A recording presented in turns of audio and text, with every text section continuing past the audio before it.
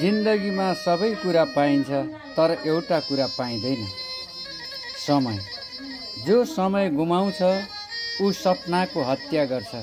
सबैजना भन्छन् तिमी सक्दैनौ, तिमी गरिब छौ, तिमी कमजोर छौ। म भन्छु एक दिन तिमी नै हेर्नेछौ, म त्यो ठाउँमा हुन्छु जहाँ म आफैलाई प्रमाणित गरिसकेको हुनेछु। रोक्न खोज्नेहरूलाई धन्यवाद दिउँ, उनीहरूले तिमीलाई बलियो बनायो। हाँसो उठाउनेहरूलाई धन्यवाद दिउँ, उनीहरूले तिमीलाई साहसी बनायो। तिमी एउटा आगो हो, संसारले बुझोस् या नबुझोस्, तिमी आफैलाई बुझ। हार नमान, उठ, अहिलेबाट लेख आफ्नै कथा।